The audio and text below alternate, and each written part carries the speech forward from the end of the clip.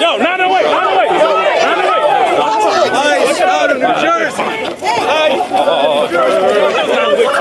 Out of New Jersey. Sorry. What are you doing? You guys have a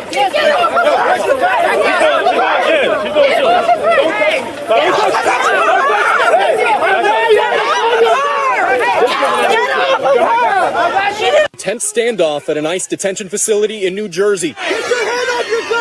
The mayor of Newark, Ross Baraka, arrested by federal police, a spokesperson confirms. Don't touch him! Get off him! While on a congressional visit to the recently reopened prison, the mayor says the facility does not have proper permits from the city. This is the last one. According to witnesses, the argument broke out when federal officials blocked Bakara's entry. The interim U.S. attorney for the District of New Jersey writing on X that Baraka committed trespass and ignored multiple warnings from Homeland Security investigations to remove himself from the ICE detention center. In a statement, New Jersey Governor Phil Murphy writing, "I am outraged by the unjust arrest. I am calling for his immediate release by federal law enforcement." His arrest comes on the same day as a high-profile release. After 45 days in ICE detention, Tufts PhD student Rumeysa Ozturk released on bail. Thank you so much for all the support and love. I am a little bit tired, so I will take some rest, but I really appreciate you being here. This startling security footage captured the moment plainclothes federal agents surrounded Ozturk near her home in Somerville, Massachusetts on March 25th. The Trump administration revoking her student visa, accusing her of supporting a terrorist organization. We gave you a visa to come and study and get a degree, not to become a social activist that tears up our university campuses. Last year, Ozturk co-wrote an op-ed in the Tufts student paper criticizing the school's response to the war in Gaza. Tonight, a federal judge accusing the... Thanks for watching. Stay updated about... The Trump administration is warning there could be more arrests after 3 House Democrats attempted to push through ICE agents and enter a New Jersey immigration detention center on Friday.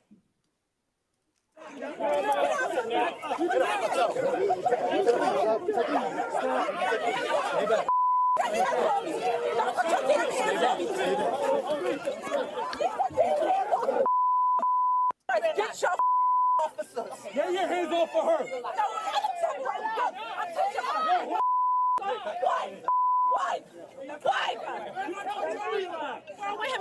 He just assaulted me. Worth mentioning, those lawmakers have oversight capacity. DHS had said, hey, we would have let them in with proper channels, but instead you saw that play out. Those Democrats, though, they're insisting they are the victims. They didn't do any pushing and shoving, they insist. The Trump administration is warning there could be Why more. I like the new party? Number one, it's a group of people that's on a panel.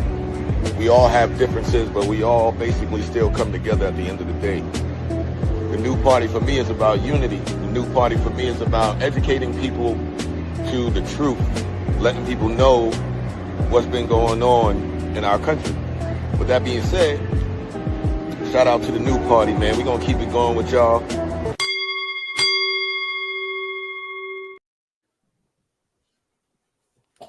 Welcome to the new party. I'm Nora Christine. I'm Gray Mars. I'm D. I'm Skeptic. I'm Mia. And I'm Enzo. And tonight on the new party, we'll be discussing a lot of topics. So shouts out to everyone watching. If you are watching, please hit the like button. If you're not already subscribing, please subscribe, hit the notification bell so you can know when we go live. We do this every Tuesday and Thursday evening at 8 p.m. Eastern Standard Time. And so the topics tonight, the Dems are taking over ICE facilities, as we saw in the clips, Trump's drug plan, Trump's Middle East tour, and White South Africans have been deported here by the Trump administration, so we'll get into that. The first topic of the night is the Dems taking over ICE facilities. As you saw in the clip, the Trump administration is considering pressing charges against some of the Democratic representatives.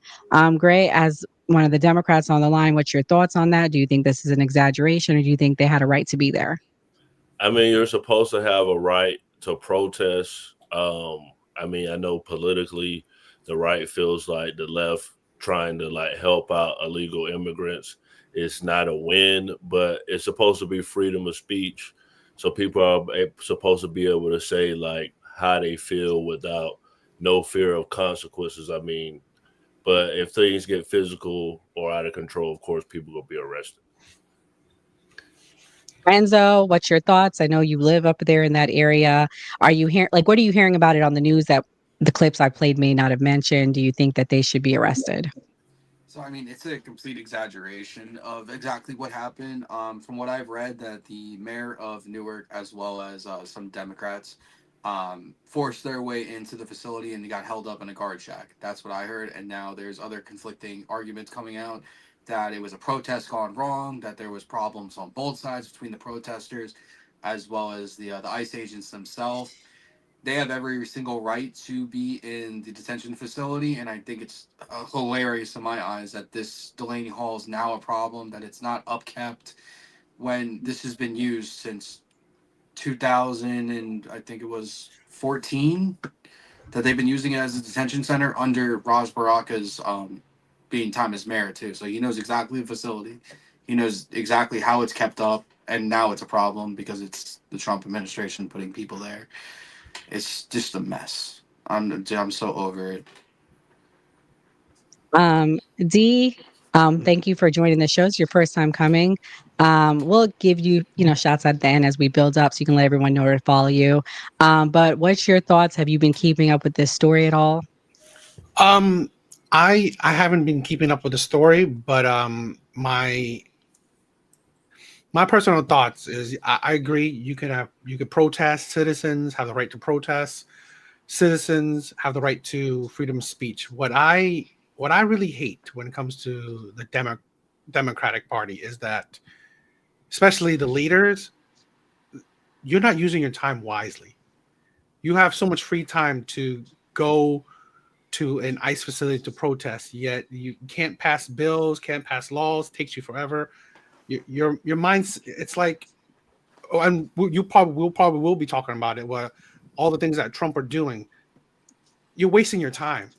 It's such a waste of time. I agree. Citizens, they have the right to protest, have the speech, but as a politician, as our governors, senators, whatever, seriously, you are wasting taxpayers' money by just doing these protests. And this is why, and talking about myself, I was a Democrat years ago, and things like this is why I find it stupid to be a Democrat. It's such a waste. They are an example of, doing a lot, but really doing very little. Yeah. So what do you align yourself with now? Are you an independent or a Republican? I probably would align myself. I don't know, maybe center right. Okay. So. Got it. Skeptic, you're on the left. What's your thoughts about these protests? Well, when we talk about the congressmen that were there, they do have the ability to oversight ICE facilities. So they are in their lawful right to ask to see ICE facilities. So the way that they were treated, I think, was very inappropriate and unprofessional from the ICE officials. They could have handled the situation a little bit differently. When it comes to the mayor of New Jersey, he also has the ability to go into detention centers. As the mayor of the city, he can go anywhere in that city. So the fact that he was treated that way from public servants is also embarrassing to them, being that they may not understand the rights of these officials. So, yeah, I think it's a little wild. I think we have the ability to protest. We are protected under our First Amendment. So the students that are protesting, there's one, Muhammad Khalil, who was also held in a detention center, who was basically advocating for to speak in between the colleges and the students. So they're going after everybody who is protesting. And that is what America is built on, as having the ability to criticize this government and not necessarily agree 100%. If we don't have that right, then we're losing our free speech, which is what the right supposedly pushes for. So I think that to be hypocritical. They supposedly push for a lot. We're going to talk about that tonight. Mia, what's your thoughts? I mean, it definitely, I have to agree with Skeptic. It definitely was very, very unprofessional. Like, the whole situation was out of hand and out of pocket. I'm not sure what the proper channels are. Obviously, I don't know if it is allowed to have a random drop and visit with cameras and 25 protesters behind you. I don't know the proper channels for that. I don't know if they filled out the proper paperwork or whatnot, or any of those intricacies when it comes to visiting a federal facility. And these are federal facilities run by federal agents, by federal agencies, which supersedes the governor, because these are federal buildings. So, I mean, I don't know if the governor has, or any of like the local individuals have to do anything special. I just think it was a little ridiculous. It was very dramatic. And I think honestly, it just came across as very clickbaity. I just feel like there wasn't enough craziness in the news, and they had to cause a scene. And next thing you know, now they're in the news again. And it just feels very clickbaity to me. It doesn't feel genuine, like they actually cared, because like Enzo said, that facility has been operating since Obama, and they didn't have a problem then. And now all of a sudden, over 10 years after it's operating perfectly fine with obviously proper permits, now they want to get there and do clickbait headlines. So it just seems very disingenuous to me. Right. Speaking of clickbaiting, I got this clip of AOC. That'll be the last thing we talk about regarding this topic. But for everyone watching on X, I know you guys are angry with me. I sent an invitation for those of you that want to talk about the White South Africa thing. And this is the number if you want to call and talk to us. 407-602-8114. Oh, yeah, Skeptic. I had all sorts of death threats. We'll talk about that. I'm going to play this clip of AOC now. Now, what DHS is trying to say, again, they're using public intimidation because they know that they cannot come for us all. They know that they cannot come for us all. And recently what they said is that DHS is allegedly looking into arresting members of Congress who were showing up for their legal and constitutional obligation to conduct oversight. If anyone's breaking the law in this situation, it's not members of Congress, it's the Department of Homeland Security. It's people like Tom Homan and Secretary Kristi Noem. You lay a finger on someone, on Representative Bonnie Watson Coleman, on Representative, or any of the representatives that were there, you lay a finger on them, we are going to have a problem. Because the people who are breaking the law are the people who are not abiding by it. And it is enshrined in the law that members of Congress who show up to ICE and CBP facilities are required to be granted access, legally required to be granted access. And they legally cannot be inhibited from accessing these facilities to conduct their constitutional obligation to investigate and conduct oversight. So if Kristi Noem wants to break the law, that's on her. But it sure as hell is not someone like Representative Robert Menendez that needs to be arrested, okay? Fun fact, Robert Menendez is the son of the Menendez representative that was taking gold bribes. I don't know if you all know that. Gray, what's your thoughts on what AOC has said? Do you think she's going to be the future of your party like we talked about? Or do you agree with what she said, or do you want to challenge it? According to Jasmine Crockett last interview, it's going to be some white guy. I don't know who it is. As far as what AOC said, Kristi Noem, I feel like she just done a lot of performative stuff as far as her position. I don't think it's going to get that crazy. I mean, like, to me, this is just political performance. Mm-hmm. That's a good point. D, what's your thoughts? Is AOC one of the reasons why you stopped being a Democrat? What do you think about what she said? She's definitely an example. She's definitely an example. Again, I believe the Democrats have done really nothing for the American people for the longest. And I believe they're just using Americans' outrage, these woke topics, these sensational topics, just to, I don't know, hide their laziness. Because I really have not seen them doing anything that has been beneficial for the American people. Skeptic, do you want to counter that? What's your thoughts? What is AOC doing beneficial? And fun fact, an article came out this week calling her out, saying that she's nowhere to be found in her district. Her offices are hardly open. You guys can go on my Nora Christine live page and watch the expose. I broke it down. I gave examples of all the shitty things she does for her district or doesn't do. So go ahead and defend it. Because I'm sure you number will. one, AOC is a very intelligent person. She has a double major when it comes to economics, and economics is a very difficult field to understand. And she also has one in diploma. I want to say it's international something, whatever. But she has a double major, and I think she went to the University of Columbia, not 100% sure. So she is an educated person. A lot of the time, I think the way that she may say things, people may not like that, but that, is a different thing. I think the right tries to discredit her. I think because she does have powerful messaging and because young people really are attracted to her and the way that she speaks, the Democratic Party needs somebody to say it and forcefully say it. I think when someone in the right, speaks forcefully, a lot of the time ignorantly without actually knowing the facts, we tend to applaud them and think it's so great. But when someone in the left does it, then the right gets upset and tries to discredit them by saying they're not educated and they don't know what they're talking about. What she actually said is based on some merit. The congressmen do have the ability to conduct oversight on ICE facilities, and the mayor does have the ability to also enter these, facilities because he is the mayor of that city. So I don't know if they went through the proper channels again. I don't know if they have to go through the proper channels, like she was saying. So I don't know if you can inhibit them from going into those ICE facilities. If that is the case, then they should sue that ICE facility and they should hold those officials accountable. So I don't necessarily disagree with what she's saying. I think that there's a lot of tension when it comes to this particular subject. People get very emotional about it. And, ICE officials may have been told to act this way. And maybe that is why they reacted like that to the congressman and to the mayor. So never know. Okay, so that's just an example of the Democrats. She did not answer what AOC has done. You're saying that she's smart, but what has she done? Enzo, you can go next. All right. So, I will agree with AOC. She was 100% correct where she said the people that are breaking the laws are, in this context, absolutely the Democrats.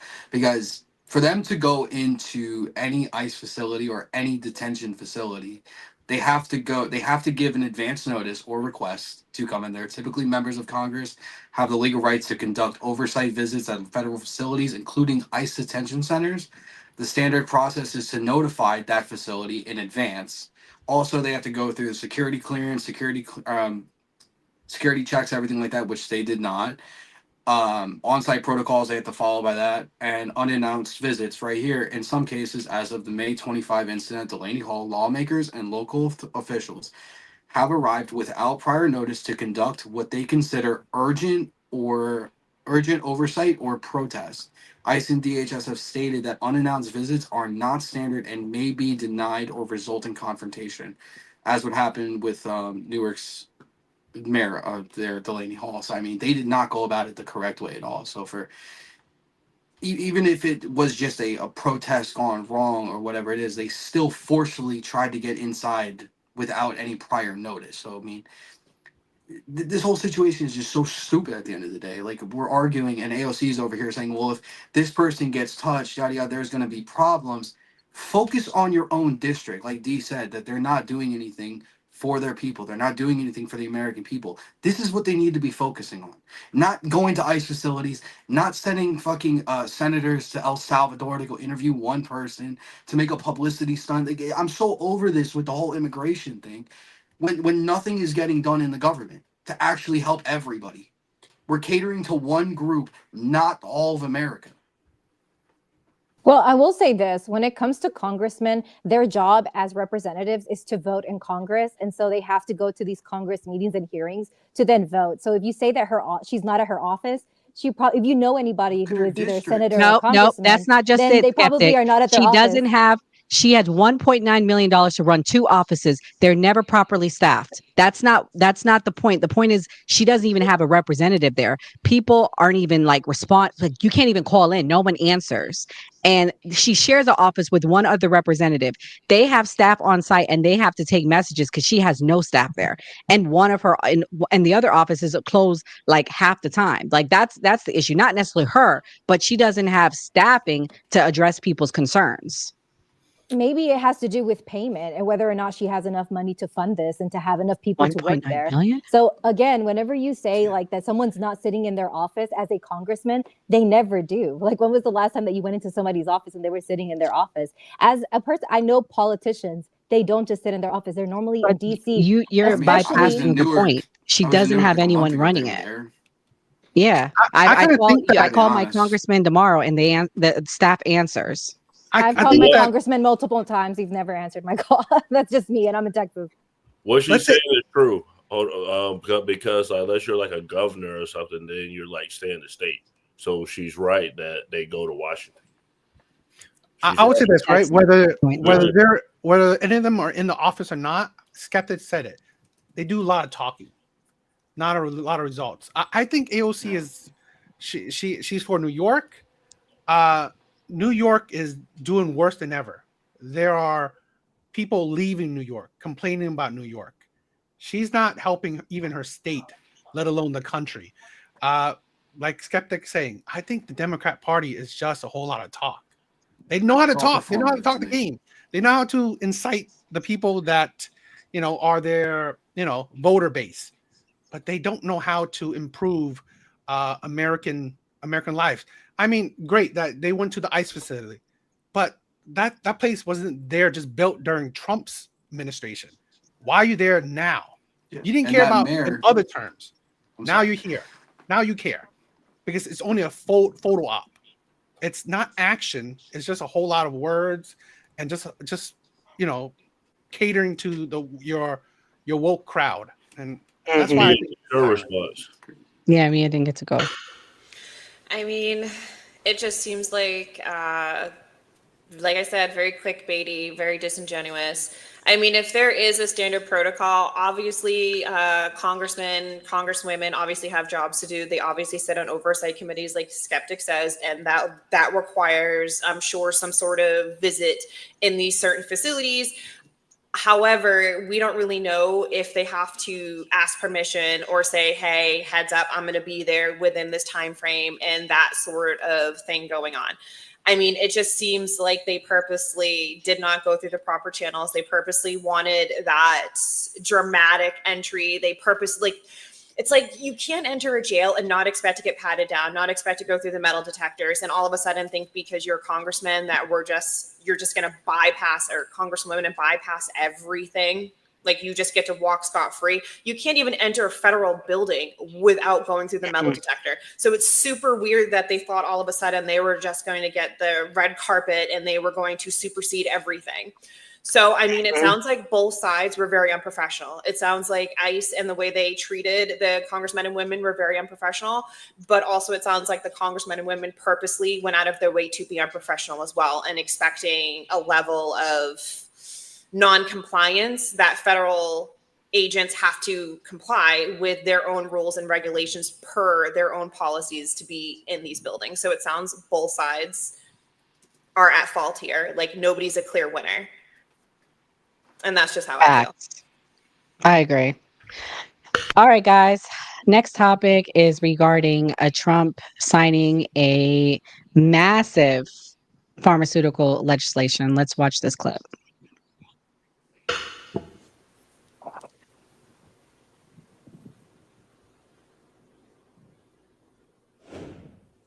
Welcome back and Alive Now. I'm Austin Westfall. We're getting some breaking news in. President Trump saying that he plans to sign an executive order to cut prescription drug prices by mandating that the U.S. pay the same price for drugs as whichever country pays the lowest price in the world. He put a lengthy statement on Truth Social. Here's what the statement says. I believe we have the entire thing to show. And there it is. That's the wall of text. For many years, he says, the world has wondered why prescription drugs and pharmaceuticals in the United States of America were so much higher in price than they were in any other nation, sometimes being 5 to 10 times more expensive than the same drug, manufactured in the exact same laboratory or plants by the same company. It was always difficult to explain and very embarrassing because, in fact, there was no correct or rightful answer, the president says. The pharmaceutical drug companies would say for years that it was research and development costs, and that all of these costs were and would be, for no reason whatsoever, borne by the suckers of America alone. Campaign contributions can do wonders, but not with me and not with the Republican Party. We're going to do the right thing, something that the Democrats have fought for many years, Trump says.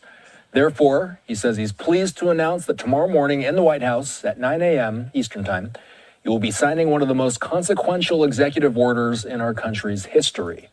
Prescription drug and pharmaceutical prices will be reduced, he says, almost immediately by 30 to 80%. They will rise throughout the world in order to equalize and, for the first time in many years, bring fairness to America. The president says he will be instituting a most favored nations policy whereby the United States will pay the same price as the nation that pays the lowest price anywhere in the world. He says the U.S. will finally be treated fairly and citizens' health care costs will be reduced by numbers never even thought of before.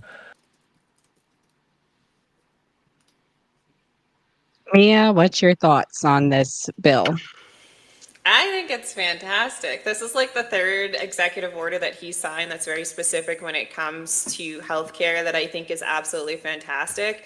I mean, the Biden administration had something similar when it comes to Medicare and Medicaid, and this expands on that and makes it for everybody. So I think this is fantastic. I mean, why should only Medicare and Medicaid recipients get low cost drugs? Why can't the rest of us get low cost pharmaceuticals? Why can't the average person get that savings as well? So I think anybody who argues against this is an idiot, because the average American, that is the average skilled worker, deserves a break too. Why is it always the low earners that get all of the breaks, but the rest of us have to bear the brunt of this? And statistical fact tells us that pharmaceutical companies spend 9 times more on advertisement than they do research and development. I'll repeat. Pharmaceutical companies spend more money on advertisement than they do research and development. So it stands to reason that these pharmaceutical companies have more than enough money to play, since they spend more on advertisements, whether it's TV, whether it's print, whether it's social media, whatever. They're spending more on advertisements than they are on research and development. And why is it the American taxpayer's job to fund everything solely so everybody else can reap the benefits while we get stuck with footing the bill? Like, it's not quite fair. I think everybody else on the planet needs to foot some of the bill. Why is it always Americans that are constantly ponying up this money?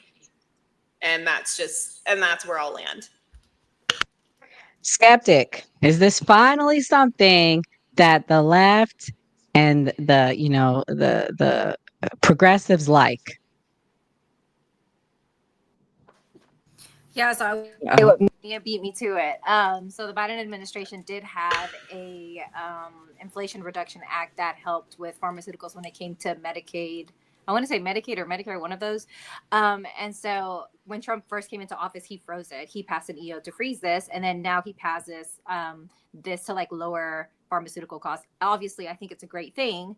However, there are other things. I don't die on this hill. I will say, sure, he did something great. But it tends to happen that like Trump will do one good thing while at the same time doing 10 that are just like catastrophic. So we'll let him have this one. Sure, he did something good.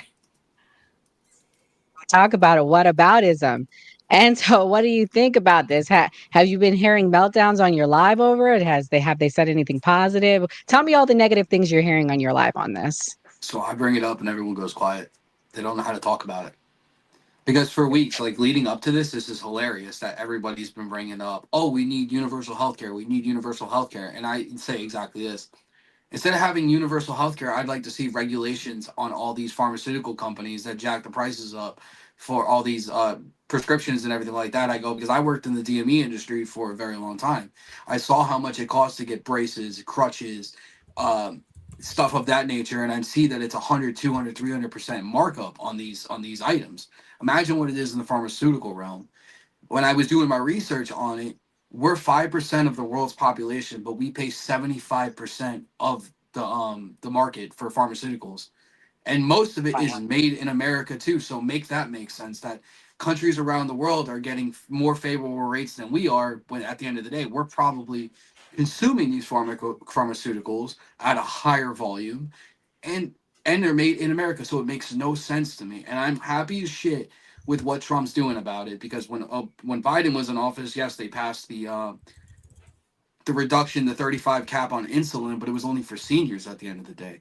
How is that helping out everybody else? Now this is literally just across the board going to help out everybody.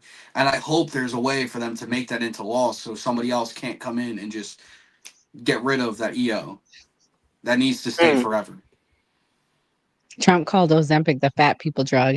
Dee, what's your thoughts on this? Do you think this is a good thing? Do you think it helps all Americans?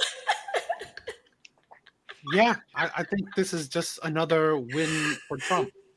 I mean, I personally haven't seen him do anything wrong since his presidency. So it's just another thing it's another action, not just words, that is, that he is implementing. So yeah, I hope that the Democratic Party definitely votes this into, existence. So, I'm definitely in support of it. I agree. Gray, is this a favorite on your list? What's your thoughts? I mean, it's not every day that Bernie Sanders and Trump agree on something. So Trump has been doing very left-wing things. I mean, he's talking about taxing the rich. So I think this is why people feel like Trump is so great, and while Republicans, Trump just is an anomaly in the way that he operates. But it's going to be challenged in court most likely. But yeah, he's doing things that Bernie Sanders would do, and Bernie Sanders were compared to each other. So I'm not surprised. Well, sorry. Sorry, go ahead, Mia. This is the second executive order. So we signed the first one that was very specific for seniors and Medicare, April 15th, 2025. So this is the second one. So he does do good things with the executive order power. People just, I don't want to say give credit, but people just don't want to admit it. I mean, I understand what Skeptic was saying, because obviously he did roll back the Biden, but then he may have rolled it back for 6 weeks, but then he expanded it for everybody. So why don't we all deserve a break? Why is it only the lowest poverty deserve the break? Why can't the rest of us get a break too? Because the middle class upholds the entire economy. If it wasn't for us, there wouldn't be no economy. We're the higher skilled workers. We pay the majority of the taxes. We purchase the majority of the goods. We're the majority of the homeowners and condo owners and whatnot, what have you. So why can't we get a break too? So it's nice to see finally somebody that's kind of wanting to take care of everybody else and give everybody else a little bit of a break when it comes to just medications in general. And I'm just going to say that it's his second one so far this year that he has signed. And we need to be keeping a list of every single congressman and senator that speaks out against this, because I have seen some Republicans speaking out against this because they don't want to legislate it. And we need to keep a list. Somebody needs to start a website because we need to primary these people. Open secrets. It's on there who's getting money from the pharmaceuticals. And there's quite a few of them. And guess what? Guess who's the number one on the list? Bernie Sanders. Yeah, that's what I thought. So, right, there's quite a few people who are like, no, we can't put this in legislation. I'm like, okay. And I feel like people forget that 80 million people elected Donald Trump. 80 million people didn't elect the Republican Party. They elected the one man. So if the rest of these politicians don't fall in line, they're going to find their chances of being primaried soon, shortly, very high. And I've already seen some movements in some circles of that. So I think some conservatives need to be a little bit alarmed and figure out where their affiliations lie. Either they're going to do what the American people elected for Donald Trump to get his plans moving, or they're going to end up without a job. Facts. The only problem that I have with that is that Donald Trump tends to create his own issues and then find the solution that kind of was already found for him and then take the credit for it, like he did for TikTok, like he did with the trade agreement with China. Like he broke these things, and then he comes back and says, look, I lowered it from 145% tariffs to 30% tariffs. Like, oh, everybody should give me a round of applause. Here I spoke that we should shut down TikTok, that TikTok shouldn't exist, and we're literally sitting on the platform. And then he starts getting on it and says, oh, actually, I like it. We're going to expand it for another 30 days or however many days. And so I have a hard time, like you said, Mia. He passed an EO to stop the reduction of pharmaceuticals for those that are on Medicare, which are the lower income people. Again, I agree that this is a good thing, but I have a hard time having these honest conversations with people that are, deem themselves conservatives when they can't admit to things that he's doing that are wrong. So then to have to admit, like, okay, something is good, like the midst of like a bunch of trash is kind of hard. We gonna talk about what he did wrong tonight. We gonna get to that. But moving on to the next topic, it has to do with the Middle East. This was one thing I did think he was doing wrong, because as somebody that part Arabic descent, he did go and campaign to Michigan, and he promised to end what was going on in Gaza. And for months, it didn't appear that we were going to see it end. But today was a historic trip and another win for him. I'm going to play the clip, and it's going to talk about everything that he did on his historic trip to the Middle East, and we can all give reactions to it.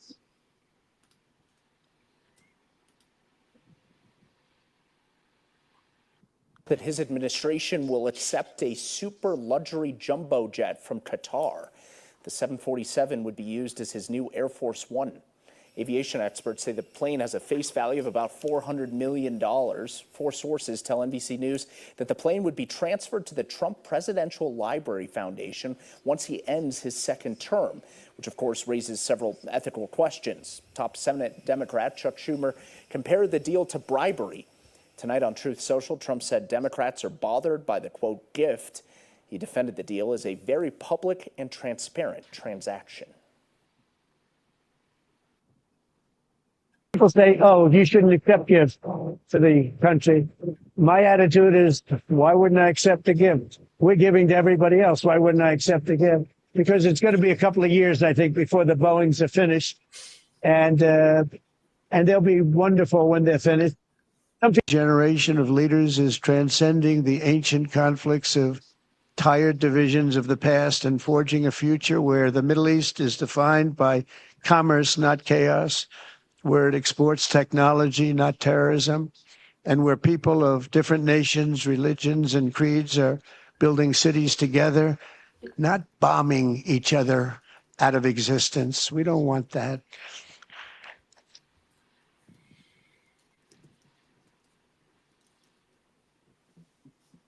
And it's crucial for the wider world to note this great transformation has not come from Western interventionists or flying people in beautiful planes giving you lectures on how to live and how to govern your own affairs. No, the gleaming marvels of Riyadh and Abu Dhabi were not created by the so-called nation builders, neocons, or liberal nonprofits like those who spent trillions and trillions of dollars failing to develop Kabul, Baghdad, so many other cities. Instead, the birth of a modern Middle East has been brought by the people of the region themselves, the people that are right here, the people that have lived here all their lives, developing your own sovereign countries, pursuing your own unique visions and charting your own destinies in your own way. It's really incredible what you've done. In the end, the so-called nation builders wrecked far more nations than they built, and the interventionists were intervening in complex societies that they did not even understand themselves. They told you how to do it, but they had. So the reason why I picked this clip is I can tell you that my father called me when he saw that. Hundreds of thousands of Arab people worldwide are retweeting that, and they're saying how excited they are that they're going to have hopefully a positive relationship with America again. And I'm also hearing from people that Saudi Arabia has been one of our greatest allies in the Middle East, and finally we have a president that's acknowledging that versus just acknowledging the other country. $600 billion deal signed today. Enzo, I know you keep up with the news. What's your thoughts? I think it's absolutely great with what Trump is doing in his Middle East trip. On behalf of the gift from Qatar, I mean, it's absolutely great that he's getting a plane at the end of the day, because there's been cost overruns with the new Air Force Ones for years now. We were supposed to get them this year, and now it's not going to be until 28. So him getting a new plane, it is what it is. Everyone's going to complain about it, say it's a gift or a bribe, this, that, the third. I look at Arab nations like Saudi Arabia and Abu Dhabi and cities like those, and I think that's what America should be at the end of the day. How far they've come. They literally, like Abu Dhabi, the city, like they took like a piece of land that was completely nothing and built a metropolis there within 20 years. Like, it's ridiculous. It is the mecca of the world. Like, everyone says like all the wealth is in America, like all the rich people. Like, yeah, that's where they go. That's where they go for the summer and hang out. That's the real money. Like, that's what I would want America to be like. How technologically advanced everything is there, and how beautiful everything is. So for us to be more aligned with those Arab states that are like that is a big plus in my eyes compared to the last 30 years of that. We need to control the Middle East. We need to put democracies in there and look at the state of half of those nations. So, I mean, strengthening relations over there is absolutely key. And I'm all for it, and I'm happy with that all day long. Gray, what's your thoughts as someone that served in the armed forces? Thank you for your service and serving in Iraq. What do you think about us normalizing relations with the Middle East? Do you think it's long lasting, or do you think it's a short term thing? George Bush had a good relationship with Saudi Arabia. Michael Moore's film talked about how Saudi Arabia had a building like right across from the Pentagon. So like you said, like we've had good relationships with them for a long time. But I want to respond to like as far as like the corruption with Trump, because from what I heard, this is his own plane. And like the Trump family's made $3 billion so far just in his second term. And basically Trump's meme coin like went from like the bottom to like the ninth crypto coin, and basically politicians and lots of people with power donated to this crypto.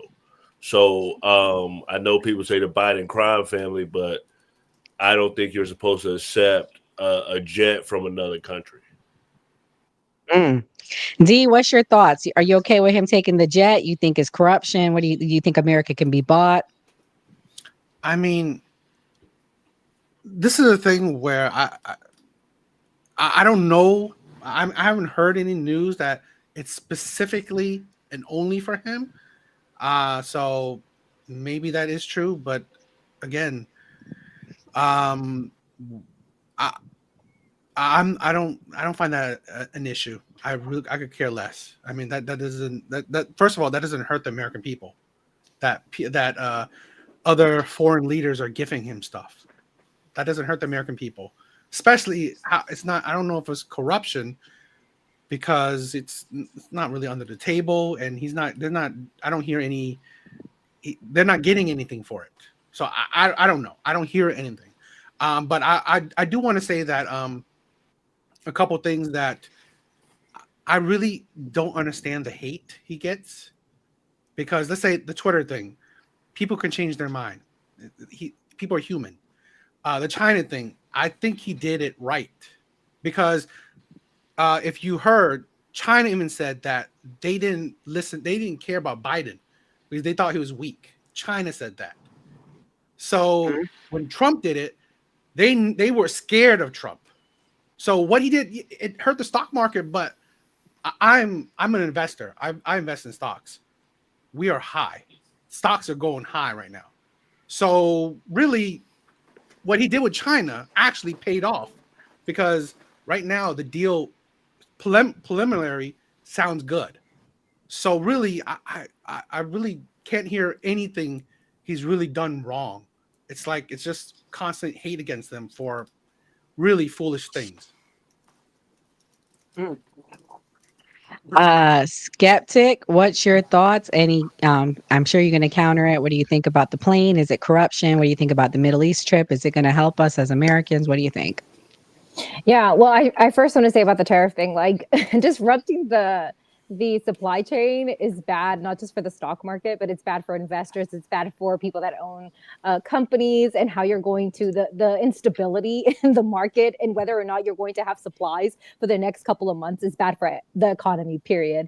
I also want to say the fact that we are sitting here and seeing our president, like Gary said, the Trump organization, which is his family business, has made billions of dollars, maybe millions, with lucrative deals in the Middle East. And the fact that he is openly telling us that he's going to accept a jet from them, and we cannot see that potentially those countries could then ask for private favors or want to elicit some type of favoritism from him is just like, kind of obvious to me. This is the reason why we do not allow for people to gift presidents, because then if you gift me a jet, you bet your bottom dollar that I'm going to favor you a little bit more than other countries. I mean, it's kind of obvious to me. And this is what we call bribery. If you give somebody in exchange for a private favor or to, benefit your country, you are bribing that person. You're bribing our president. So I don't think this is good. I am glad that we have better relations in the Middle East. Duh, that was great for us Americans. But I don't think that this is the type of message we should send to the world. Gift our president so that therefore you can have favoritism with America, particularly not with Trump, because Trump has been sued multiple times. Trump is known to not pay people who have done jobs for him. Don't tell me that he is an honest man and he's not going to take these lucrative deals and make $1 out of them and then show favoritism to these countries. So I don't like it. I don't think it looks good for America, and he shouldn't be doing it. Mia, what's your thoughts? Historic day. We're going to talk about the hostage situation after. So what's your thoughts on this right now? I don't think it's appropriate for him to accept a plane. I think he should have declined or said thank you, but no thank you, and taken it after his term was over. I mean, it's just not appropriate. I know I'm kind of breaking away with the party line, but I work in a profession where you can't really accept gifts because it isn't appropriate. And I think this is one of those things where it just isn't appropriate. I don't think it should have been publicized. I mean, if he wants to accept it, it should have been like on the DL, come hit me up in a couple years, my guy, and fly it over to me in a few years and I'll accept it after. But I don't think it is absolutely appropriate at all to be accepting any sort of large gift like this or any sort of gift at all, especially during his tenure. He needs to save that for after he's no longer president, and it's not considered bribery or untoward or doing something underhanded. I just think it wasn't appropriate. And as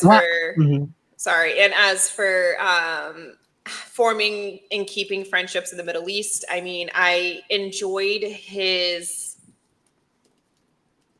speech because he admits that imperialism has destroyed that area, and we're on 2 to 3 generations of destruction in that area. There's nothing that imperialism and colonialism have done and have helped out there in the Middle East. I think we're on Americans destabilizing at least 2 to 3 generations out there, going in there, murdering everybody, stealing the resources, and running back here.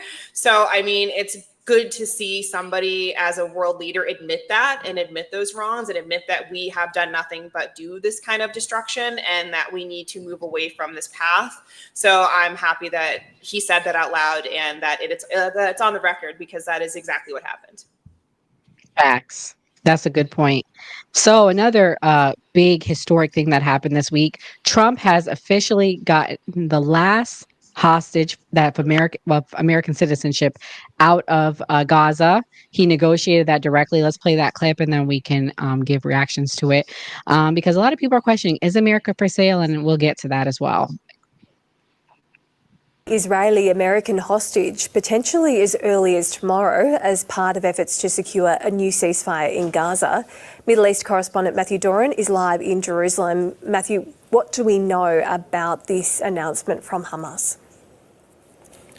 Bridget, good morning. The leader of Hamas in Gaza has made this announcement on social media within the last hour or so and has said that the group is prepared to release 21-year-old American-Israeli hostage Edan Alexander, and that could happen as early as Tuesday. Now, this is significant for a number of reasons. First of all, it is significant because there has been very little movement between Hamas and Israel when it comes to negotiating a ceasefire and a further hostage deal. There are 59 Israeli hostages hostages still held by Hamas in Gaza. 21 of them believed to be alive. There are grave fears for another 3 in that group there. It is also significant because in the last couple of weeks or so, Hamas had been making some comments about Adan Alexander, saying that at one stage it had lost contact with the guards who were looking after him or guarding him in Gaza while Israel continued its bombardment of the Strip there. So the fact that they are now saying that he will be released as early as Tuesday is showing that he is alive there. There has been really a stalemate between Israel and Hamas over the last couple of weeks as they've been trying to negotiate a ceasefire and hostage deal. At various points throughout those negotiations, Hamas has said it would be prepared to release all of the remaining hostages that it has in Gaza in exchange for Israel ending the war there. Israel has repeatedly demanded that Hamas needs to lay down its weapons as part of any deal, something which the militant group is not in favour of. It says it is a red line in those negotiations because, as it sees it, that would give Israel a green light to exercise its own territorial ambitions within Gaza, something which we are already seeing as a result of Benjamin Netanyahu, the Israeli Prime Minister, announcing last week that Israel would be intensifying its military operations in Gaza, leading to the total and potentially indefinite occupation of the Strip there. So this is something which is very significant, and we have heard in the last couple of moments or so from Benjamin Netanyahu's office. He says that this has been an approach or a gesture by Hamas made directly to the United States, that it is unconditional. So Trump was able to negotiate that release, and they said Tuesday. It actually happened Monday. Another big thing from his trip, there's rumors that he's going to acknowledge Palestine as an actual state. That has not happened yet, but that was the big rumor over the weekend. The other thing that officially that did happen is he has lifted sanctions on Syria, which will allow Syria to move a little bit more freer because they had so many sanctions. Now, the Zionists and the people on pro-Israel is very angry with that because there are a lot of terrorists, the whole civil war that happened in Syria, the people running the government, they're saying is terrorists. So I want to know everyone's thoughts on this. What do we think the future of the Middle East is? Will we ever hear that big announcement? Gray, as someone that actually did serve again in the Middle East, what's your thoughts on that clip and everything going on? I think Trump has kind of done a good job with this, even when he had Jared Kushner do the Abraham Accord. So they've been kind of trying, and Trump doesn't mind meeting with dictators. I mean, he literally met with the Taliban. So I think it's good that he's diverse with that because he asked Saudi Arabia as well to acknowledge Israel as a country. So, I mean, if you bring peace to the Middle East, you're going to have a good legacy as a president if he pulls that off. Will he get a Nobel Peace Prize in your opinion? Maybe, but it's Trump, so probably not. You see that? The hate. Z, what's your thoughts? Do you think we're going to hear that acknowledgement about Palestine? Is Gaza going to be cleaned up? Where do you think we're going to go with this? First, I want to say all presidents accept gifts, even Biden. Second, I think he's doing a great job. This is a man of action. I mean, he's doing it, not just talking. I hope I'm not that big on foreign affairs, or I don't really. For me, it's America first. So, but what he's doing, trying to keep the peace around the world, is amazing. And he's the president that's actually doing it. I mean, he's not just saying it like other politicians. He's actually doing it. He's making things happen. Now, the results, who knows? But I mean, he's doing it. He's not just talking the talk. So, right. I'm happy for it. Enzo, he also said he's going to do everything he can to allow aid into Gaza. There's many sick and hurting children. They're very, very hungry. Do you think he's going to uphold this? What's your thoughts moving forward 100%. now? 100%. I think he's going to uphold all this. Because from everything that I was reading up over the weekend about what happened over there, why he's going to recognize Palestine as their own state, all boils down to cutting communications with Netanyahu because Mike Walls supposedly had a Israeli signal group ironic again, signal group. This is all going on again, where he was speaking to Israeli officials on a unsanctioned attack on Iran that Netanyahu was putting together. That's going behind Trump's back while he's trying to negotiate another nuclear deal with Iran. So I'm 100% with Trump getting away from Israel and not making them our greatest ally in the Middle East anymore, because we're being friendly with everybody else. We can pick up the pace. We're actual countries that are going to bring some substance to the United States and not use us as defense. So I'm happy with what he's doing over there. They absolutely should put more aid into Gaza Strip and actually help out there. I still don't like his comment about Trump Gaza that he originally made.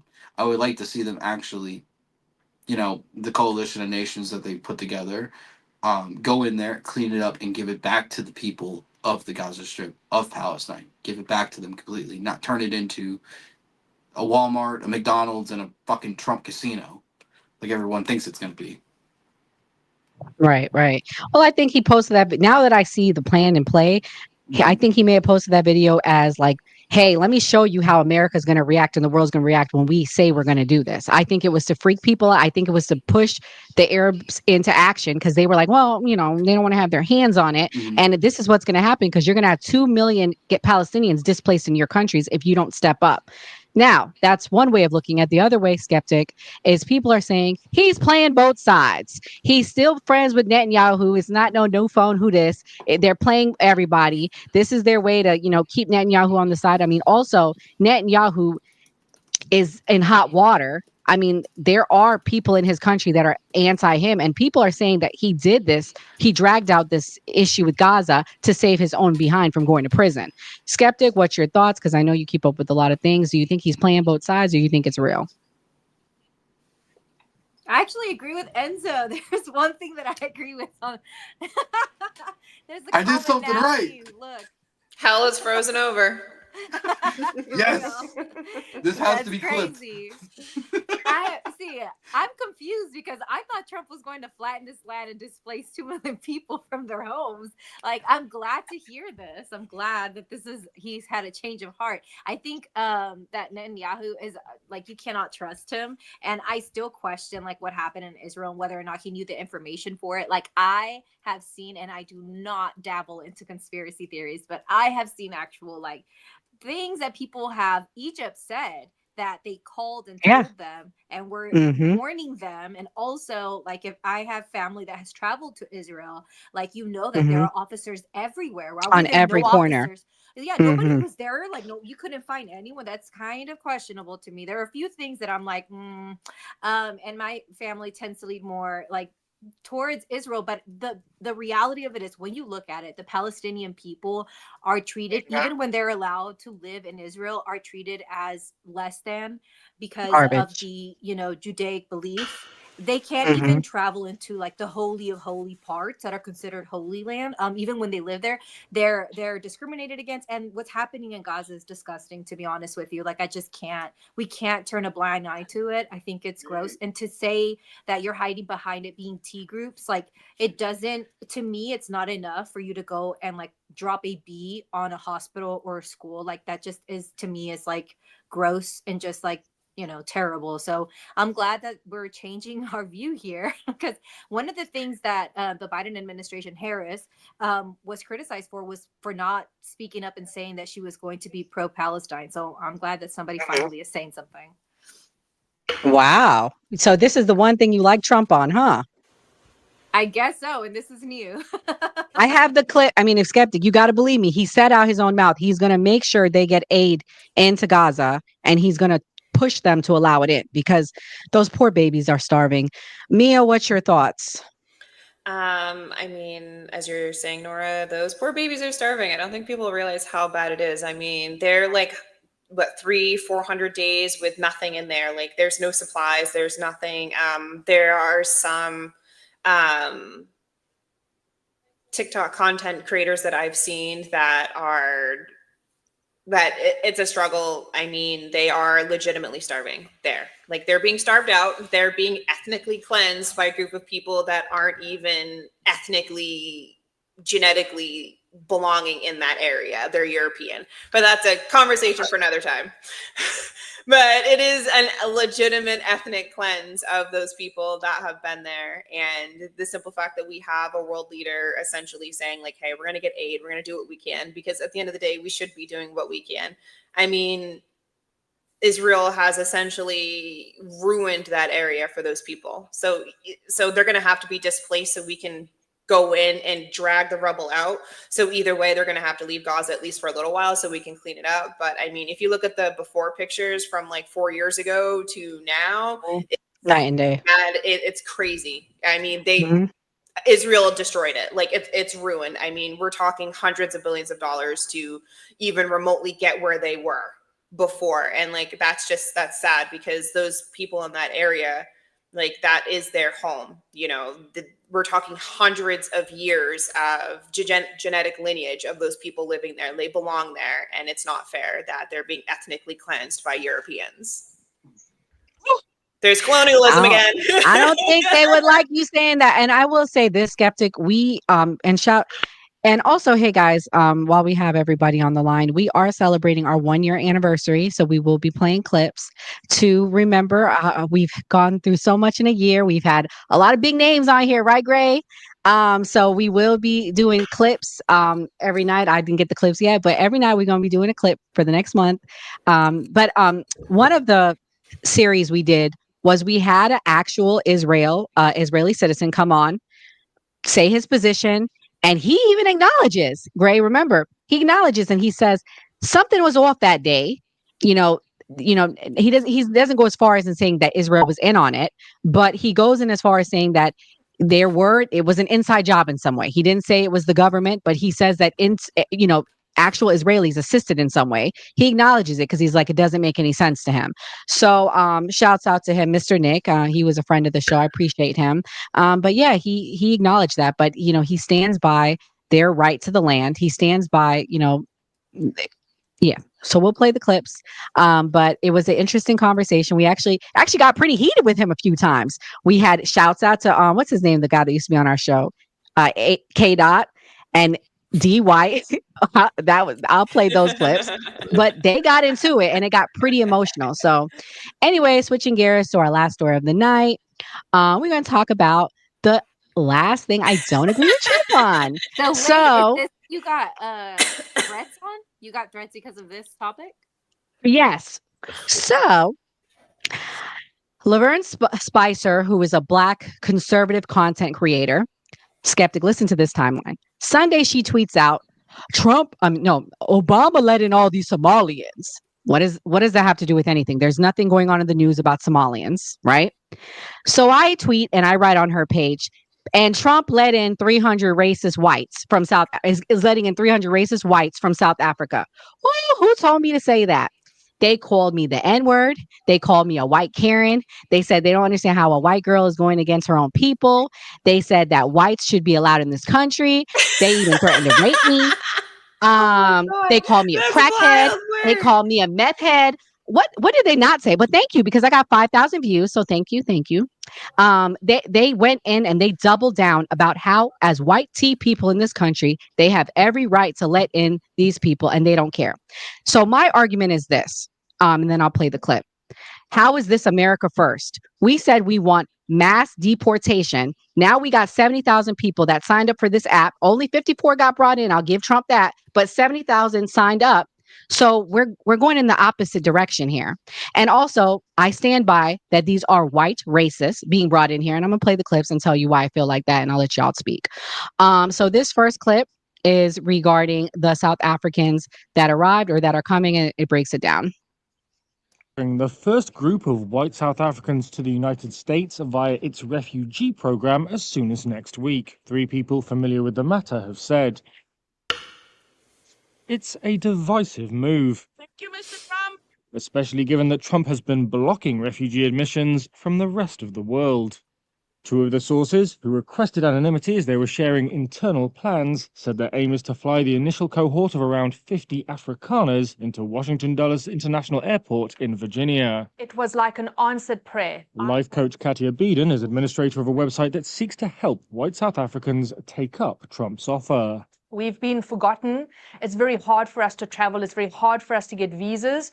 So to suddenly hear that a country like the United States is offering us refugee status was a really big deal. And I was so excited. I felt so relieved. It just felt like a lifeline. In February, Trump issued an executive order that called for the US to resettle Afrikaner refugees. It said Afrikaners, who are descendants of mostly Dutch early settlers, were victims of unjust racial discrimination. The assertion that minority white South Africans face discrimination from the black majority has spread in far-right circles for years and been echoed by Trump's white South African-born ally, Elon Musk. I guess the key issue just to highlight is that none of this is actually true. Political analyst TK Poe says the refugee scheme has created a false narrative that South Africa is a country going through some civil war. And then secondly, within the internal borders of South Africa, it really has created a lot of division. It's almost as though President Trump has gone out of his way to sow internal divisions. Violence against white farmers and a law allowing for the expropriation and redistribution of land are often cited as evidence of anti-white discrimination in South Africa. However, out of 26,000 murders in South Africa last year, just 44 were linked to farming communities, according to police statistics. Crime researchers say the overwhelming majority of murder victims are black. In addition, 3/4 of private land in South Africa is white-owned and not a single expropriation has taken place. South Africa's government has criticized Trump's program, saying that it fails to recognize South Africa's history of colonialism and apartheid. It added that it's ironic that refugee status is being offered to people from the most economically privileged part of South African society. The average white household owns 20 times the wealth of the average black household, according to international academic journal The Review of Political Economy. Official data shows unemployment rates are far higher among black citizens. As long as it's not here, you can go anywhere you want. Trump's order also came after he'd suspended all US refugee admissions, citing security and cost concerns. Thousands of Afghans, Congolese, and others fleeing conflicts were blocked even after they'd been vetted. So, yeah, I mean, you are taking a spot from people that are actually being persecuted. And that's why I don't like it. And I don't think it's fair. Skeptic, what's your thoughts on the matter? First thing that I wanted to make clear is that 532,000 parolees that were in a humanitarian program for refugee status here in America were rejected by the Trump administration. They came from Cuban, Nicaraguan, Haitian, Venezuelan descent. So now to turn around and say, well, because taxpayers shouldn't be paying for you to come here and for us to help you with housing, help you with transportation, help you to settle in, then to bring in, as far as Stephen Miller has said, they want to do this multiple times. As of what I know, it was 12,000 of them that were signed up to this program. So I don't know how many of them we're going to take in. 70,000 skeptic. That's wild. That's crazy to me. Yeah. We're going to provide them with housing. We're going to provide them with food, with clothing, with cell phones. We sent a charter plane to go for them. Mhm. And then they had balloons and flags for them when they were coming in. At the same time, we're telling people that we don't have taxpayer money to do this for other refugees. So you tell me, and let me just say, apartheid is one of the most disgusting things. If you really look into it, and if you've heard for younger people, Trevor Noah comes from South Africa, from the apartheid, and he speaks on how he wasn't even able to hold his father's hand because he was illegal. Him even existing was illegal because he was mixed. He was half black and half white. And the fact that he had to walk, when they would see people coming their way, he had to cross the street. Him and his father couldn't even be seen together. So you tell me, those are the people that we're importing. Look at how old Trevor Noah was my age. Okay, this was apartheid in Africa was actually done away with in 1990s, quote unquote. That's like America basically abolishing segregation. But look at how long and how long it continues to perpetuate throughout the generations. So it just, to me, is that, this country's sending out a message and they're letting everybody know like what we want. These people are racist. And to tell you the truth, the places that they're sending them with the mentality that they have, which I will say 70% of the people that own land in South Africa are white, and they have like a servitude type of things towards Black Africans. And so when you look at the statistics of unalivings with farmers, they don't even hold up to the same percentage as Black farmers, because the unalivings that are happening that tend to normally happen are not happening because of their race. It's actually a false narrative that they're selling. And if you want to look at how many farmers' lands have been taken from them and by the government and given to Black farmers, I haven't found one. I haven't found one story of a white farmer in South Africa whose farm was taken from him and given to a Black African. Like what they're saying, I don't see the statistics behind it. I think that they're making something a bigger thing than it is, because they're asking for equality, because the government is saying you have to treat other people equally. And we're bringing them here with that idea. Like, what are we asking for? We're asking to have more conflict between people of different races. And it's horrible. I mean, I don't know how you can even begin to explain away why we're doing this. There's no explanation to me. There's no other than wanting to bring more whites into here. I mean, that's the explanation. And my response to them online was send them to Europe then. You are ethnically Dutch, go to Dutch. You're ethnically Britain, go to Britain. Ship them there. I agree. Y'all want to get out? Let's negotiate a deal to get them here. We have a bigger immigration issue than a lot of these European countries. Go ship them there. Mia, someone on the right, what's your thoughts? Do you agree or disagree? It's okay. So first and foremost, I agree with what you're saying. They are ethnically French, Dutch, send them back to the homeland. They can go back to their motherland. Obviously, very clearly, Africa's not their motherland, very clearly. They can go back home. I don't understand why the government of by the French or the Dutch haven't offered to take their own, in essence, citizens back. I don't know why they need to come here. I will say it would be very hypocritical of me to be 1000% against it, because my hard land stance is I don't like illegals. So if they're coming here legally, they're registering and they're coming here legally through the front door, through the proper channels. I'm not saying, obviously they're cutting people in line, but I'm saying legally, we know who they are. We know their family, we know their address. We have their blood type. So if they're coming here legally, it is what it is. I believe in legal immigration. I don't really think we need more people, but can't be a hypocrite. So since they're coming here legally and they're using the front door, I mean, it is what it is. I got to kind of stand on that kind of business. They're here legally, and that's what I've always said. I want people to come here through the front door knocking, and that's what they've done. They asked, they filled out the paperwork in their own countries, and they got permission, and I got to land with that. Right. Generally, it takes 6 months to a year when you are coming here from other places, but they got here in 45 days. They got a plane chartered for them. What's your thoughts? I mean, technically, they are here legally, but were they properly vetted? I don't know what the guy's name is, a part of the Trump administration, but he basically said that they can assimilate better to the country. I think Stephen Miller and Elon Musk are obsessed with the white birth rate because that it was decreasing. So they basically feel like, we got to bring more people to keep the population. I think Trump also uses things to make a conversation.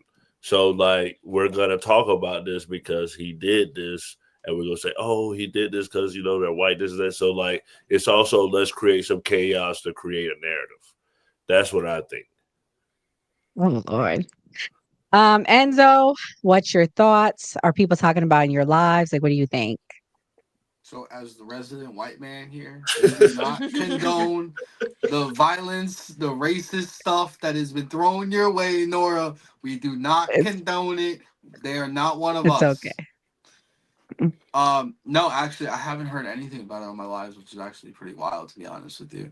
I think it's absolutely terrible on the fact that we're bringing them here and we can't, skeptic, I'm going to agree with you too. We're on the same side tonight. This is wild, I know. How we're taking away refugee statuses from these people who technically came here by the legal means, in the legal process, because we granted them refugee status. Yes, that is the legal way. I'm perfectly fine with that. But we take that away from them to give it to white people that come from the Netherlands and Dutch backgrounds. No, send them back to Europe. We don't want them. Y'all left there for a reason and went to South Africa for whatever reason. Go back. Not here. We don't claim them. We don't want them. And I'm not even gonna say Trump's doing it. I feel like Elon pressured him to do it, to Elon. be honest with Mm-hmm. you. Because he's Mm-hmm. South I African. So I agree. mean, I'm blaming Elon. Mm-hmm. I'm I blaming agree. Trump, but I'm blaming Elon too. No, you're right. That $200 million, it was a price. D, is this America first? I mean, come on now. Like, we got people skipping the line. We got homeless people, but we got money to charter a plane for them. Or, like, is it, I know you don't really talk about international things, but is this America first? No, I kind of agree with everyone, but in a different way, where I don't believe that right now during our immigration crisis we should be accepting refugees anywhere. So Exactly. that's where I'm for. I don't know much about South Africa or at all, so I'm not going to comment on them particularly. I just I don't think that understand. we should be accepting anyone, refugee status or not. Okay, I mean, I think if you went through the process, the long process, then of immigration, okay, but refugee status is like an easy in, and we don't need easy in, immigrants right now. We don't. Exactly. Again, I believe America first. Right now, Mhm. we shouldn't be accepting refugees when honestly, I don't think America is at the best right now. So yeah, I don't agree to it. So I am. This is one thing that I'm not in favor of with Trump's actions. And to be clear, I don't mind that he's allowing them to come. I mean, that is part of it. I don't really want them here. But the fact that we're giving refugee status, we're giving resources. They put them in housing. They flew them here. And the best part of it was, I'm going to play this clip. A Black woman greeted them. I thought that was the best part of it. I'm going to play the clip. I'm going to show you what the people look like. And I'll comment on how they look to me. Oh boy. Are they going to be Ozempic recipients? A bunch of fat asses. What? Fat asses that are about to be on Social Security pretty soon. They ain't gonna be able to.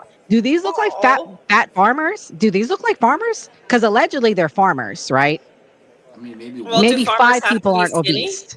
dude with the I, baseball cap, maybe. I mean, working in a farm, that's hard work. Yeah, that's what I'm saying. He's the only one. They They're don't holding work the in the kid. farms. They have servants that work for them. So like, Oh yeah, that's it.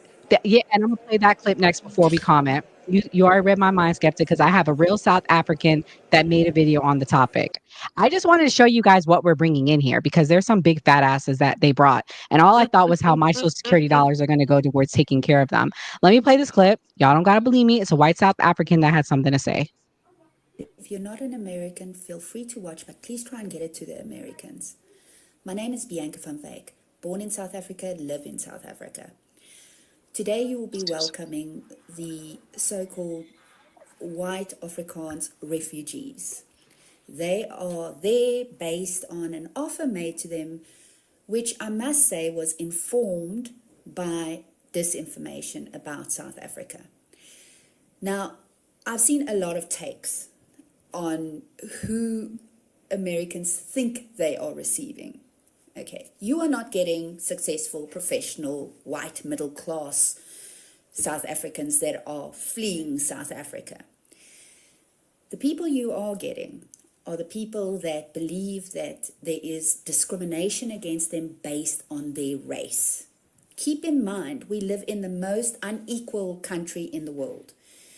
We have, for instance, 70% of agricultural land and agricultural holdings are owned by white South Africans. 62 to 68% of top leadership positions in corporate are filled by white males. There is a huge salary disparity between white South Africans and the rest of the population.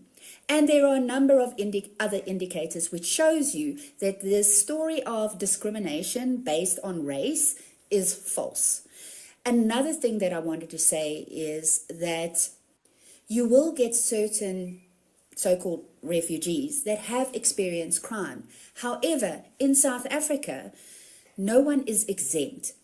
These people that you are welcoming assume because they're white, they should not experience crime. The people most affected by crime in South Africa happen to be black people that live in poverty. So as you open your doors and welcome people, and you're going to get a lot of information and disinformation from these people, please do keep that in mind.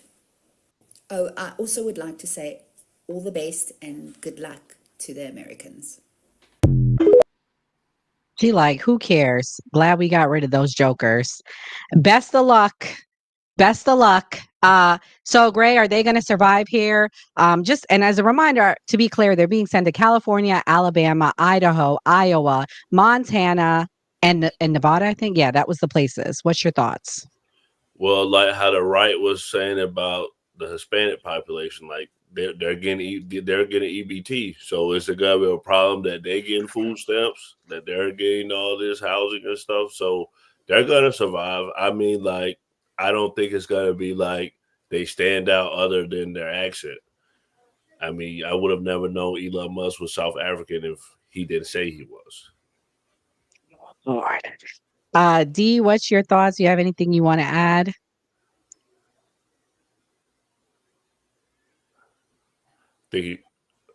Oh, you're muted, Dee. Yeah. Like I said, I mean, I don't really, I don't want to touch on what's happening in South Africa or these types of people because I don't know. I really haven't paid attention to it. But like I said, I definitely, this is one thing I'll be, critical on, that I don't care for us, just importing more people that we don't really need. Okay. Refugee or not. I really don't agree with that action. So yeah, that's my thing. Okay. I understand. Hey, you've said a lot. You said what is really America first. And that was what I try to tell these idiots that were calling me all sorts of Karens and names. Enzo, what's your thoughts based on the South African lady? Do you think they're going to survive here in America? You think they're going to go running back to their servants, gardeners, maids, and their cheap labor that they were used to getting? Yeah, they're going to run back because they're going to see America's not set up like that. That you can't have indentured slaves and cheap labor. I mean, I just like the video that you showed of all of them. I mean, like maybe one dude looked like he could work on a farm, yeah. And then the rest of them just look like the one kid, like the young kid in like the red jacket, he looked like a prissy little white kid. Like maybe he'll get along. Maybe he'll get along in like private school or something like that, but that's about it. But like the parents, no, they ain't gonna last here once they figure out that they can't get away with that shit. What do you mean I gotta pay my maid? No, like that's probably what they're gonna do. So good riddance. Don't come here. And if you do, please leave quickly. We don't want you here. Skeptic, do you think that there is going to be run-ins with these racist people and, the non-whites around America? Because if they had a problem with the Africans, what they going to do with Black Americans, Hispanics, Indians? We got all sorts of minorities up in here. They're going to have a rude awakening when they come in here thinking that this is South Africa, sweetheart.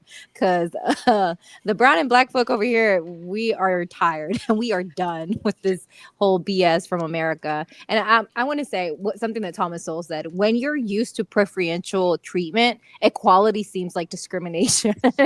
Just because equality is coming to South Africa doesn't mean that you're being discriminated against. And if you're used to using the race card as if that is a get out of jail free, you're again going to have a rude awakening, because America, at the end of the day, they brought you here to work. They need you to be the working class here. Like the lady said, these are not wealthy people. If they were wealthy people, they wouldn't be coming here. If they were successful, why would you want to leave your country? So if they're coming here, you're going to be the new working class. They're going to put you out in those farms because we need farmers and we need people picking the crops because Latino people aren't doing it anymore. So good luck to you. Good luck coming out here in these streets and figuring out what America really is about, because come with that mindset here.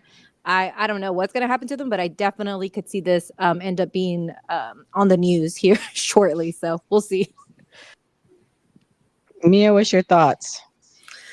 I mean, they're sending them to primarily white areas. These people are, in my personal opinion, I feel like they're going to be fine. They're white people going to Idaho. They're going to be fine. They're white people going to Cali. They're going to be fine. You've been to Montana. They're going to be fine. These people are going to be fine. I mean, they're not sending them to Southside Chicago, to Philly, to Woodside, Queens. They should, though.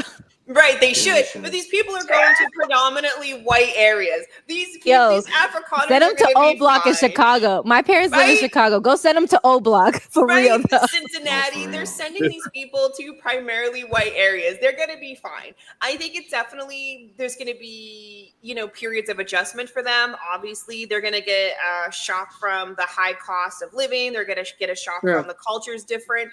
But also, I think people view Americans as, I think the Afrikaners are going to view Black Americans better than they viewed actual Africans over there, just a little bit better. I think they're going to view us a little bit of a higher caliber of people. However, that's just my personal opinion. I think it's going to be fine. I definitely feel like we will see some news articles done on them for sure, because obviously this is going to be a hot topic. Because out of all of the people that we could allow in, or all of the people that have been waiting and gone through the proper channels, we just fast track these set of individuals in. So I definitely feel like we're going to hear from them again. But it sounds like Alabama. Come on, these people are going to be fine. If anything, they're not going to like it here because they don't like the food. But Alabama's I feel really like black. they're going to be fine. I feel like these people are going to be fine. They're not going to place them. Come on, these are white Africans that sound funny. They're not placing them in the bad parts in the neighborhoods. They're not going to do them dirty like that. They're going to place them in a nice place. There's no way. They fast track all these people. They give them all this preferential treatment, and they're going to drop them in the shady parts of town. They're not going to. I feel like they're going to give a lot of preferred treatment to these individuals because they are white, because they will assimilate a little bit better. And I mean, we do have to be genuine. The white South Africans will assimilate better, say some people from Somalia. They're culturally a little bit more closer aligned to us when it comes to our morality, when it comes to our religion and whatnot as well. So they're a little bit more aligned. So they probably will assimilate slightly better than some other people, but I think we're definitely going to see them get preferential treatment, and I don't think they're going to do these people dirty at all because they are white. I think they're here to stay. I think they're gonna like it. I think they're gonna get the red carpet by the U.S. federal government on our dollar that we don't want, but we're stuck with, unfortunately. Gray, you had something you want to say? Final thoughts. Oh, yeah. Oh, I thought you had something else to say. All right. We'll start with the final thoughts. D, thank you so much for coming. Let everybody know where they can find you. I'm going to plug you in the chat, and let us know about your platform as well. Yeah. You guys check me out at Devil's Advocate. I have two channels, right? Devil's Advocate and Devil's Avocado. I'm just talking about things. Pretty much anything. Usually it's men and women dynamics, dating or just social topics. So, that's what please check it out. But yeah, this was fun. I thought this was fun. This was different. I do talk a little bit about politics on my YouTube, but I don't talk about it. I mean, on my TikTok, but I don't talk about it a lot. So I'm not the most educated on it, but I do semi keep up with what's current in politics. So, yeah, I mean, if you guys like my opinion, please check it out. Yeah, we got to get you on the Man Show. They do less of the politics.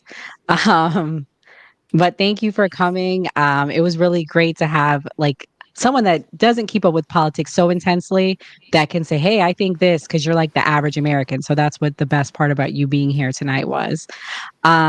Skeptic, what's your closing thoughts? The writing is on the wall, people. It's time to wake up. They are showing us literally importing whitey people to America that dislike minorities. I don't know how much more clear it can get. They dismantled humanitarian programs from Nicaraguans, Haitians, Cubans. So I just feel like it's time to wake up. And again, like I always say, don't let anyone trample on your constitutional rights. Man, Skeptic had a field day with this one. Mia, what's your closing thoughts? I mean, we're just gonna have to wait and see. I happy they're coming in through the proper legal channels. I do believe in legal immigration, knocking at the front door and coming through the front door. However, I feel like this is not America first. We have a lot of problems in America that we need to solve first before we start taking on more refugees. And I don't like the fact that there were other refugees waiting in line in legitimate war zones that actually need to vacate their home countries to come here for safety. This was definitely a loss for the Trump administration, in my opinion. Yeah, unfortunately. Enzo, all right, save it. What's your closing thoughts? So it's always a good show, like I always say. I'm happy with the progress that Trump is doing with majority of the things that he's doing. Biggest exception is bringing white racist people from South Africa to the United States. Listen, we got enough of them. Just get them out of the country and don't bring any more. Keep it that way. Make people like me look good, first off. Second, I'm happy as hell with what he's doing with the pharmaceutical industry. Like I said before, I'm happy about it. And maybe like this is a far stretch that'll solve the obesity problem in America, because everybody can afford Ozempic at that point. So maybe we could eradicate that too. But overall, I'm just it was a good show, and that's all I got to say. Are you going live after this tonight? Like always. Why did you? I voted for Trump. Why didn't you? Yeah. Same old. Gray, what's your closing thoughts? Thank you, D, for coming. Nice comic book collection. We'll definitely have to like bring you back. To the cast, thank you. That it was definitely a good show. Enzo actually found someone that was a January 6th rider. He got exonerated, so we're gonna be interviewing that person next Wednesday. We do this every Monday through Thursday at 8 p.m. Eastern. It's the Man Cave on Monday, Wednesday, and New Party on Tuesday, Thursday. Always vote.